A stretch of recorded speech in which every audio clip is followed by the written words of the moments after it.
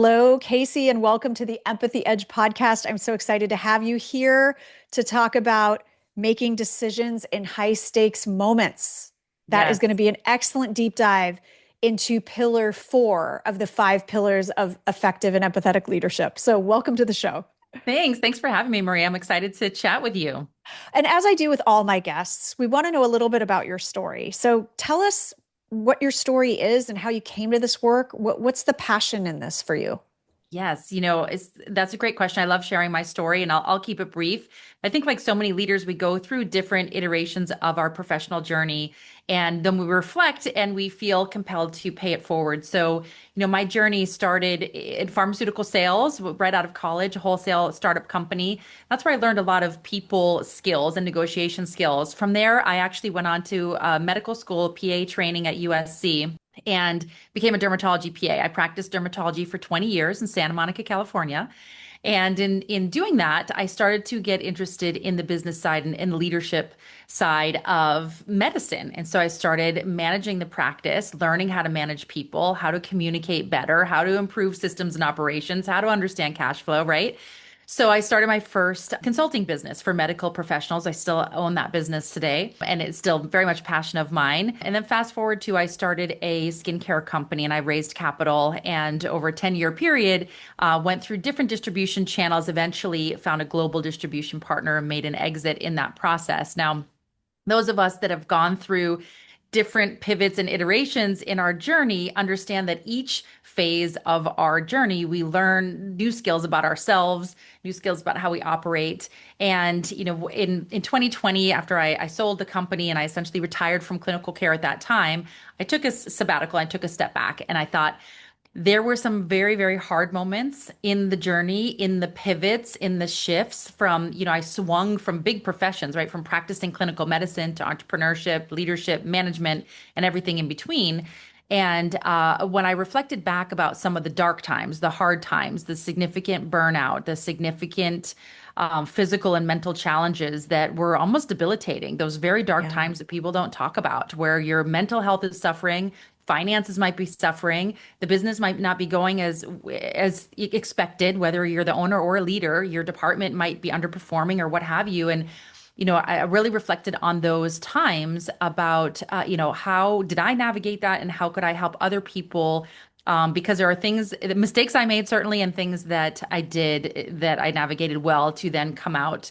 Now, this point in life, a certain stage of life where I have two homes, I have, financial freedom, and I have built a life of what I consider fulfillment with a lot of contribution. And it's really my mission to pay it forward. So I believe that it's in the decisions that you make when you pivot, whether you're a corporate leader, whether you are a business owner, whether you are leading a team, leading yourself. I believe it is the critical moments of decision and how you handle your emotional intelligence in those critical moments and pivots that set you up for success, no matter how big your failures are along the way. So that's what I do now. I help people both one-on-one and in group environments and teams navigate these big pivots and understand your emotional intelligence around making big changes in your business, in your life that are impacted by extrinsic forces and intrinsic forces. So good. I mean, there's so many things in there, right, that we could talk about, but just this idea, obviously since 2020 and some of the seismic shifts, like people have been talking about pivot and Yes, pivoting so yes, much. And then we're also just living through cataclysmic transformation, whether it's AI, whether it's workforce and workplace culture, whether it's yes, the changing leadership paradigm. We yes, are in this moment of change. And not that we never are not in those moments of change, but to your point, this is something actually I'm talking a lot about in terms of empathy as a catalyst for thriving yes, through change yes, and understanding that it's the people component, it's the yes, change management component that actually gets us through those moments. It's not, for example, AI is not just a technology issue or challenge, right. it's a people challenge, right? And That's right.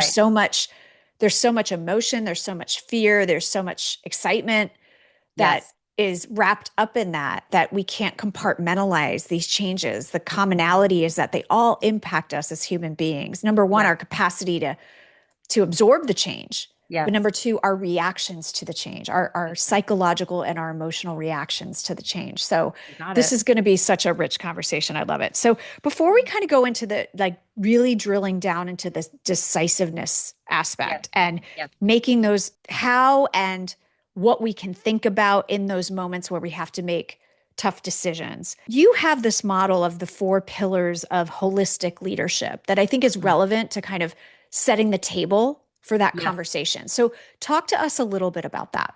Yes. To me, the four pillars of becoming a holistic leader is looking at yourself and then understanding your industry and your team. So basically, the four pillars are understanding business as a whole, the industry that you're in. How does it work? It's a living, breathing thing, right? There is something going on with your industry. There is changes with the industry. What's happening in the marketplace? Are you paying attention to everything from the financial side of things, if you're in a public company or whatnot, or just industry changes? Do you understand the business acumen of what you're doing? That is pillar number one. Pillar number two is your self leadership. Are you developing that mindset muscle, that resiliency that you can overcome the challenges, whether they are extrinsic coming from outside forces, which is regulatory, economy, and industry. Those three things are your external in a professional setting. How are you navigating those from a self leadership standpoint? So that's pillar number two. Pillar number three is your team leadership. How is your communication developing? How is your systems and processes? How are you elevating others around you, whether it is in the workplace or at home? How are you leading the people that are in your ecosystem, in your stratosphere day to day? How are you leading them in a way that is impactful and is empowering for them? And the fourth one is industry leadership. How are you establishing yourself as a thought leader? How are you making yourself irreplaceable? How are you finding your place in your professional journey, in your industry, and becoming known? And so you don't need to become famous by any means. And this could be something very much internal, but how are you finding your place in your industry that you are uniquely different, special, and you have this unique skill set of being you as part of your leadership, your core leadership, and understanding your true identity as it relates to your industry? Well, and this is so important, right? It's really always seems to come back to this idea that I talk about, which is getting your own house in order before you can Yes. effectively lead and impact change in Yes. other people, in your organization, in the world, in your community, right? It's making sure that we have this awareness and that we're taking stock Yes. of what we bring to the table, what our strengths are, where we might need some upskilling, Yep. all of those areas. And I imagine the reason I wanted you to talk about that first was because I imagine that that's creating the foundation as well for decisions don't live in a vacuum. That's it. So, and if you're making decisions and you are scattered, you Yep. are unmoored, I guess you could say, Yes. you're not going to make the most effective decisions. So, That's right. talk to us about your approach Hmm. to making those pivots. Do you classify pivots in different ways? Do Yeah. you classify decisions in different ways? Yes, definitely. So the first thing when it comes to assessing, is it time for a change, right? Decisions come because we all have to change and adapt, whether it's a season of life for ourselves, whether it's a season in our industry. Change is happening around us. We Right. can't stop it. And so it's AI. how do we Yeah. navigate the change, right? How do we Exactly. navigate the change? And to your point, how do we be empathetic and understand human emotions related to change? And so Right. the first step I look at is an assessment between the extrinsic change and the intrinsic change. So extrinsic meaning those big three: industry, economy, and like regulatory things like that. If we're thinking about professional, what's happening outside of our control that we don't have a whole lot of control over.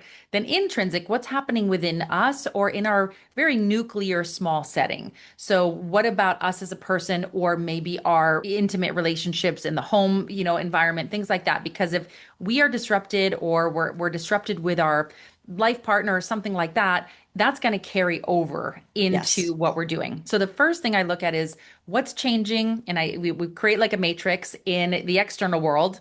What's happening that we don't have too much control over, a little bit, but not a lot, in regulatory and economy and industry. And then internally, what is changing about us? Are we going through a season of life? Are we becoming, something new happening? Kids are going to college, or, we have some impact on our finances. Is there something happening internally, or within our personal, very intimate personal relationships? Can you Then from, can you yes, look at internally also from a team perspective? yes, it could Not be a just team. yourself, but what's Yes, going on within your company, within correct, the what, correct, what's going on for each of your team members, right? correct, Okay. correct.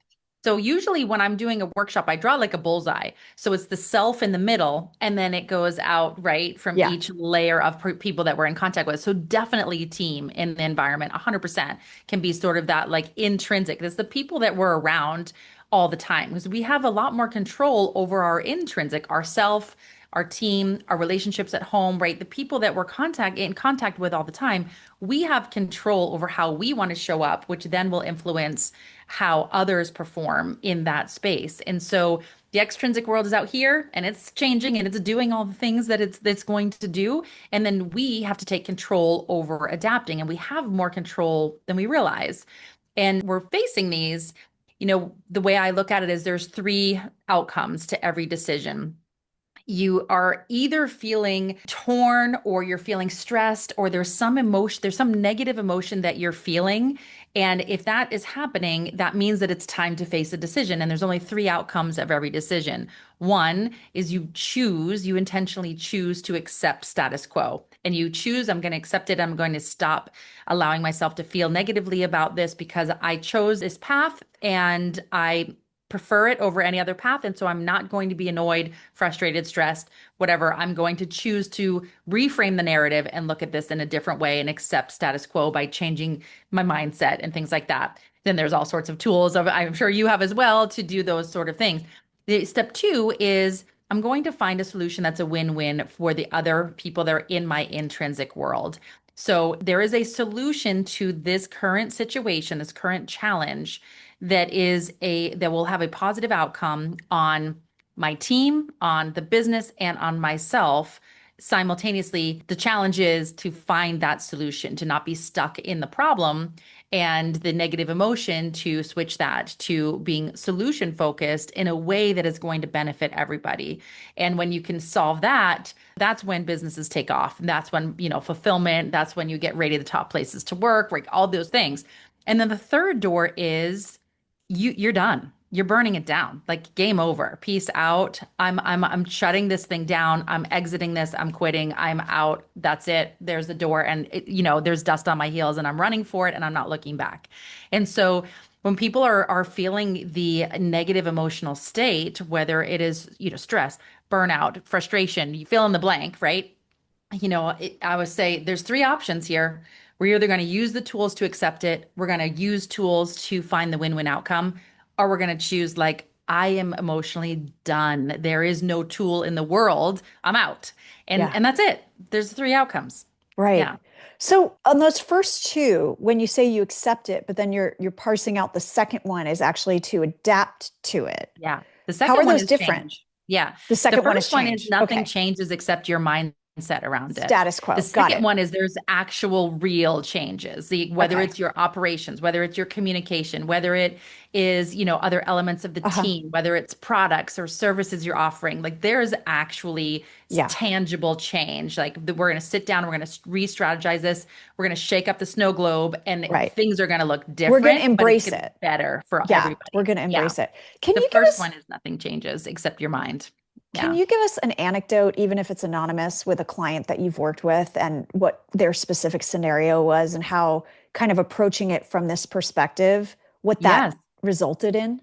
Yes, I'll give a couple examples. One from like sort of a employee leadership standpoint, and this comes up a lot with like compensation negotiations, things like that. People that feel like they've hit a glass ceiling, and Hmm. so this is a very common tool. We use this in the medical consulting business quite often.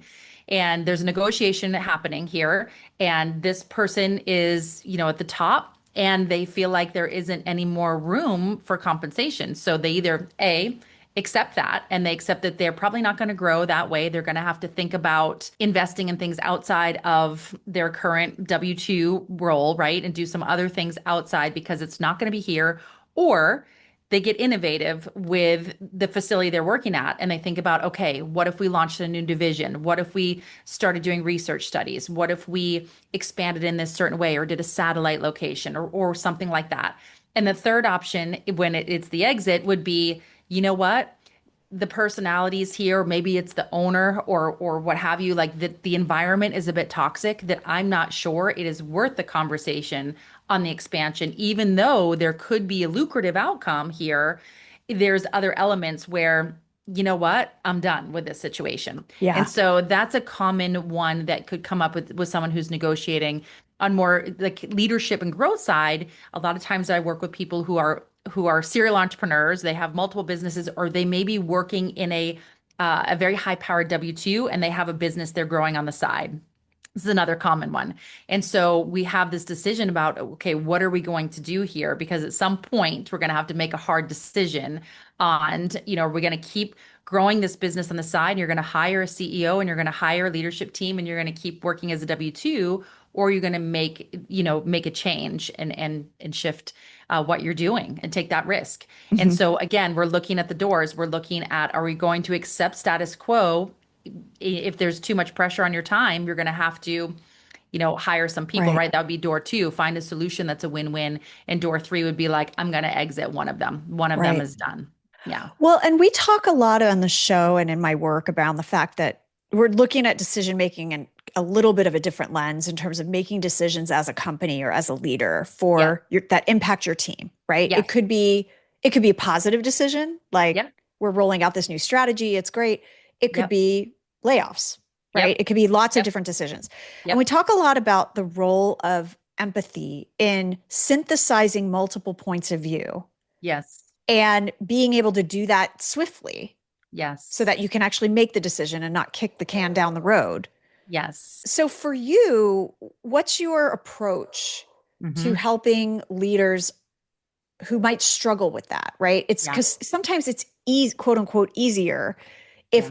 if I am decisive, I just want to make the decision myself and I Yeah. want to be able to communicate that to other people and have them accept it, right? Yep. But that's not Yep. always reality, like we talked None of about. reality. There's Yeah. emotions that happen. There's So emotion. how do you help leaders understand that other points of view can be additive to the Yes. decision making process and also Yeah. how to balance it without like there's so much input coming at me. Now I'm paralyzed to make a decision because I'm trying to chase an elusive decision that makes everybody happy. And Yes. no such decision exists, right? So, Yes. what are some of the tools or strategies you use to help leaders do that dance Yeah. between synthesizing and being open to other ideas, but Yep. then knowing when they've collected enough And to that's make a it. call? Yep. I call that the decision threshold. And so the decision threshold, in my perspective, is the balance of your head, your heart, and your gut. So you're collecting information, that's your head. You're collecting the data around this decision, getting ready to launch something, or you're getting ready for layoffs, right? So you're collecting the data. What do we know from a numbers perspective, business, cash flow? What do we Right. know? Like, let's get all the Just the objective data facts. from Yeah. everybody, just the facts. Let's get it all on a whiteboard, on a spreadsheet. Let's get all the objective facts. Okay. So Uh-huh.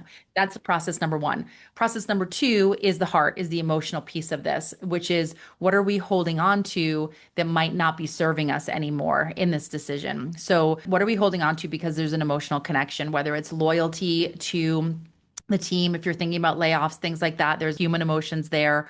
Or is there something else about a product or service that we're particularly emotionally connected to because a lot of work went into build it, but it's maybe not the right piece so that the heart part of it is what are we holding on to that may not be serving us when we're looking at the head part, right? And then it's not always, the answer is not always in the numbers. So that's the tricky part because the emotion does have some influence over the numbers as well. So these are sort of independent quadrants. And then that gut reaction is, the numbers say this, the emotions say this, but my gut reaction is the opposite and I can't explain why, right? And so then we, kind of put all these things together and we're looking at the numbers, the heart, the emotions, what are we holding on to that it's time to let go of, and that gut feeling. And then really do some process where you sit down and you really think, okay, if I'm making a decision based on one of these things, that's not good. We need to be making a decision based on at least two out of the three need to be in an alignment. If we're leaning on only numbers, but the emotions and the gut check are saying something else, we might have some regret. We might have some recourse at the end of this, some damage control on the other side of this, right? So two of those three must be in alignment, and the third one has to be, able to adapt and see the other way. So to your point, where you have to get the information somehow, some way at the beginning, but then at some point you have to make that final call and you Mhm. have to be able to balance the head, the heart, and the gut and be able to understand, okay, how do we align these in a way that's going to allow us to feel ready and confident in this final decision?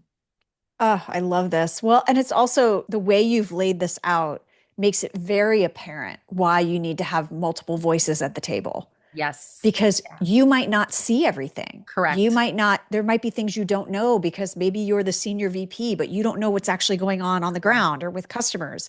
So you Correct. have to be open to getting from your people like, look, I know I only have one angle on all That's of right. this. It That's might be right. the highest angle, Yes. but I don't see the details. So I Exactly. need to be open and I need to create an environment where my team can come to me and say, I don't think you've thought about this, Yeah, or that's I right. don't think you know about that. And that helps them not only avoid risks, but uncover opportunities, right? So Definitely. if you're going at it thinking that the decision is X, but you actually get input from people and you realize, no, the decision is not that, it's actually Y. That's right. That's right. Right. So, how do you Right. help Exactly. leaders make that leap of feeling like they're the ones that have to have all the answers to being open to saying, of course, there's things I don't know because I only have one vantage point? 1000%. And I think that's why, I mean, I love the fact that more and more people are doing workshops, the ones that you host, the ones that I host, right? And they're being more open-minded to seeing this because you need the collective leadership team to come together to workshop this out, essentially. You have to have multiple voices looking at the data. You have to have multiple voices talking about what's the emotional, why do we feel so connected to the thing? Yeah. What is the emotion around it? You have to have multiple. It cannot be you in a vacuum making this decision. I suppose in a perfect world, or not a perfect world, in the alternate world, it could be only you making that decision, but there will be negative outcomes to that, Right. Right. Yeah, Right. Well, research shows us that diversity of thought makes for better business decisions, right? 100%. And it's reminding me, and I'm going to put a link for my listeners to a past episode I did a few years ago with an entrepreneur named Alana Ben-Ari, and she has a product called the Empathy Toy. I Okay. think I can't remember what the name of her company is, but it'll be in the link to the episode. And it's this toy that they use in workshops where everyone in the group knows they see a picture of what this is supposed to look like when it's constructed. And Yes. then one person or a group is given the pieces Okay. and they have to rely on the other people to figure out. We did this virtually because it was during the pandemic, but she also does them live. And someone had to get instructions from everybody else on how to put it together. Okay. What we didn't know is that we were all looking at a different side of it. Okay. So you might see a purple Interesting. Right. square and a green Okay. triangle in Right. your view, but Right. the other person is like, there's no purple square. Right. There's no, what, I don't even, that's an extra piece. I don't even know Right. why you have that. Right. Right. Yeah, So it just exactly. brought the point home. And then we had to figure out how to communicate that. Yes. So where we landed was we basically, after trying to say, well, I see this, that was just Right. confusing her more. Right. So what we did was we said, okay, pick a piece and tell us what it is. Yes. And she would pick up a piece and someone would go, I see that piece in my picture. It is Right. connected to this yellow thing. And someone Right. would go, I have the yellow, I can see the yellow thing. It's Right. now connected to this purple thing. It was Right. just so fascinating and so simple to Yes. understand the power of perspective, of lived experience, in Yes. that it doesn't matter what level you are in the organization, it doesn't matter how much education you've had. It Yes. just depends on your unique vantage point That's it. in making That's those it. decisions. And I think it probably still holds true. I know you help individuals with pivot points and decisions, not just teams. Hmm. Get that perspective from other people that might have a vantage point about that person. Yes. That's maybe a perception gap for that Yes. person. So, Yes. how do you encourage them to be okay with gathering feedback and be in a place from an emotional intelligence standpoint where they don't take that feedback defensively? As criticism, that takes a lot of work with a leader. So I work a lot with the core leader, either founder or CEO, and their executive team, which is great because most of the people I work with, the founder or the CEO, is open to the feedback. Now, it's not always easy, and a lot of times, they'll receive some feedback and it sits a little harder than is comfortable for them. But at the end of the day, even if they resist, they hear it and we'll start to make changes. And so I think communication is probably the biggest roadblock, is that the feedback oftentimes from the team is that they won't always feel like that founder or the CEO is hearing them, is Yes. hearing what the executive team or the leadership team is sharing, and sharing with ideas, or sharing what's going on, or sharing feedback, Right. from the numbers or from the emotions. And so I think it's really the communication of that top leader Yeah. being open to receiving in not just criticism, but just ideas in general, and being open 100%. to adapt. And then Yeah. I think as soon as they open up and they see, oh, wait a minute, if I open up to the brainstorm idea, I can also be open to the criticism on, or suggestions, I should say, on Yeah. the way that they operate. And as soon as they see that, and they see the small shift in the pivot, and the morale improve in their team, and now Yeah. next thing you know, the bottom line improves. Right. Well, now they've been positively rewarded. Now it's Pavlov's dog. We've given them the Yeah. treat because Exactly. Now they've they been want more. open, and now they're like, Yeah. let's do this again. Let's do this So, again. do you have any strategies that you've used with leaders to help them get over that hump? You know, everybody's different because everybody's personality style is different. And I think the situation is different from a founder and someone who started the business from the Hmm. infancy to a corporate leader, right? Who's hired into a role. So there's different emotions around from the founder standpoint versus the CEO standpoint, or Right. executive leader that comes in, and it's one of their jobs in their career, and they take it Yeah. very serious, but it's different than the founder. So I think it's a person by person approach. And the first steps that I look at is I look at them as a human, and I look at what are they doing with their personal relationships outside of work. I look at what they're doing with their hobbies. The very first thing I ask my clients is how they're feeling, not that they're happy or sad, but from an energy state. I want to Yeah. know if they're energized today or if they're feeling heavy. And then I wanted to see how well-rounded their life is. The more well-rounded they are Yeah. outside of business, the faster they will be open-minded to their team. The more the workaholic they are, the harder shell crack and Yeah. nut that they have to crack Well, on they're the putting outside. everything in that identity in that Yes, situation. And that's why, pillar number two is self-care because you've got to build up that that's it. capacity. You've got to replenish that tank so Yes, that it's in a place where I can take this in, I can absorb it without defensiveness. I that's can it. I can understand that it's just information. It That's doesn't it. impact my identity, it doesn't impact my self-worth. It's not Yeah. a criticism, it's Yeah. just information, That's right? it. That's it. There's a question I ask of it. I call it the three who theory. Hmm. So if you have three who's surrounding you, I know that that person will move fast and will get significant.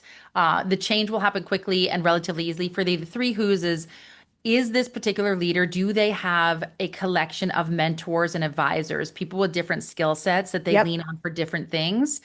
Do they have a collection of kind of peers and colleagues that are different than advisors? Advisors are people that have significantly more experience in a certain area of business or life. It could be anywhere from faith advisors to business to life coaches to therapy, any of those things, right? Right. And the middle tier of who's is really their peers and colleagues. Are they in networking groups? Are they surrounded? And so they're hearing other ideas from colleagues. They're hearing, oh, I met, Sally, and she's in a similar role in a different business doing this, and Joe's doing this. And they're hearing other peers, and they're being a little more open-minded to what others are doing. And Yeah. then do they have the right support team underneath them?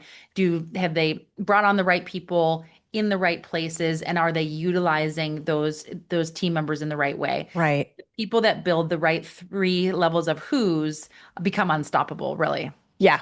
Yeah. And that's why, I love doing my workshops for teams, but my 2-hour workshop is not going to solve all your Right. leadership issues because Right. what happens in those moments Yes. where the scenarios come up and you Yes. need the reinforcement and you need the practice and you need the sanity check and the role playing ability, right? So building those coaching circles in for Yeah. my clients or even for like senior executives outside of their organization, the power of that community. Yes. I have studied hundreds of successful, empathetic, and effective leaders through my research, through my podcast. That's how the Empathy Dilemma book was built. Oh, And okay. one of the pillars of self care was about do you have a peer group, an advisory group, whether it's ad hoc? Do you have, because to a T, all of those leaders that I interviewed that I was deconstructing the recipe from Yeah. Yes. had something like that. Yep. They were Exactly. part of a mastermind, they were That's part right. of a coaching circle, they had a Yep. growth mindset. Yep. And it Yep. was like you said, I love the way you said it, you're able to accelerate faster. So much faster, so Yeah. much faster. When you have those three, you've got your peer circle, just like, your programs, you've got the right mentors and coaches. Yep. You really, truly, there is no problem that's going to come up because let's face it, all the problems that come up, all the challenges, it's a mindset issue. Yes. So when you can get your mind to overcome the challenge, then the actions, soon Follow. follow. Yeah. And so Yeah. when you have those groups surrounding you, the right people, Right. you overcome those. You barely stay in that point of Yeah. time, more than a few moments or a day, but it's quick. You move past that very, Yeah. very fast. Yeah. Well, and those moments don't all come up within the nice confines of a 2 hour workshop. That, Correct. and that's the Correct. challenge with a lot of learning and development curriculums or professional development curriculums is that they're one hit wonders, Yep. right? Like I'm Yep. checking the box and we did all this for our people and then we never revisit with them again That's all right. on That's these right. particular topics to help them. Mhm. I mean, that would be like just like this. The example I love to give is my son when he was like 7 or 8 took like 2 taekwondo classes. Yes. And yet, when people would ask him, like even a year or two later, he would say, "Oh, I know Taekwondo. I took a class." And Right. I was like, "No, you're not practicing it." Like I Exactly. love the confidence, babe, but Yes. Yes. it's you've got to continually be in an environment and provide that environment for your employees where it's constant growth, it's constant, Yes. it's and giving them the support for when they try it and they stumble, That's right. That's the right? critical piece. That Right. is the critical Like piece. maybe they're not facing the major decision when you come in and do the Right. workshop, but if they're working with you as an ongoing coach, That's right. maybe the major That's right. decisions are down the road. And that's where That's they're right. really going to need to lean on you and lean on a support team to come That's right. together. That's Yeah. right. I meet with sometimes after a workshop, it will be either monthly meeting or will be quarterly, depending on who I'm meeting with, Yeah. going through that head, heart, gut every time. We're looking at data, we're looking at their project we're working on, what are we celebrating for KPIs and all the nerdy number stuff. Yeah. And then the next question is, how are we feeling about this? How are we feeling about the team? How are we feeling about the project? How are we feeling about the program? How are we feeling about what's the emotional? Like first, we're gonna look at the objective data. We celebrate the highs. We're gonna troubleshoot, whatever's challenging from objective. Then we're gonna talk about, are we feeling energized about this? Yeah. Or is there something that's feeling heavy? In which case, let's address that Yeah. right away. Right. Yeah. I love it. I love it. So, kind of as we wrap up, what's your final piece of advice for people that are in transition, in a pivot, and feeling paralyzed by that strategic decision-making process? Yes. The first is to accept it. The first is to accept I am in a decision-making process, and then to say, how long do I want to stay in this place? I call it the 2-minute rule. So, when I was a young child, apparently had a small tantrum. I barely remember this, and went to my parents, and my cousins and all my family were kids were playing in the other room. And instead of my parents saying to me, you're going to have a timeout, you're misbehaving, all the things. They said, everybody else is having a good time, and you are in this state of mind where you're cranky. How long do you want to be cranky, having a tantrum before you want to have fun? And I said, 2 minutes. And so now I use the 2-minute rule as an adult. I use it over time. We joke about it in my family all the Yeah. time. Because how long do you want to stay in the indecision? How long do you want to torture yourself? And Yeah. so to me, it's the first to say, I'm in a state of indecision. How long do I want to be here? Is it 2 minutes? Is it 1 week? Is it 1 quarter? Put it on your calendar and say, I am choosing to decide or get people, resources, help, support from mentors and coaches to make this decision. Because the first is to accept you're in the state, and the second is to acknowledge how long do you want to be in the state Yeah. of indecision, because nothing is moving forward while you're staying in this moment of indecision. So you put it on the calendar. Is it one more day for you? Is it 1 week? Is it 2 minutes? I What is love it? that. Put on your calendar. And then if you feel still stuck, that you commit to getting coaches and mentors and Yeah. community to get you through it.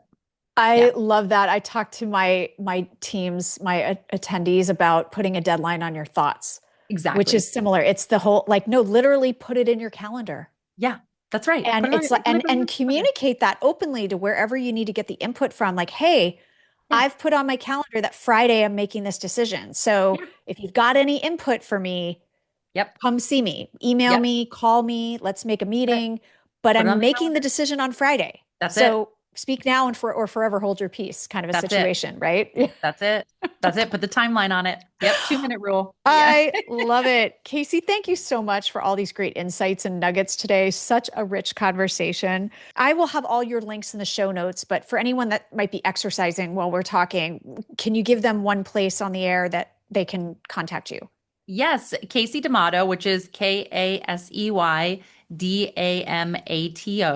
So it's KaseyDamato.com. Same on LinkedIn or Instagram. So shoot me a DM anywhere. I'm in the process of writing a book. Probably when this comes out, my book will be out. So would love to Awesome. share it at that time. So yeah, connect with me. Would love to share and bounce around ideas. I love it. Thank you so much for being here. Thanks, Maria. And thank you, everyone, for coming to another episode of The Empathy Edge. If you like what you heard, you know what to do. Please rate and review or share it with a friend or a colleague. And until next time, please remember that cash flow, creativity, and compassion are not mutually exclusive. Take care and be kind.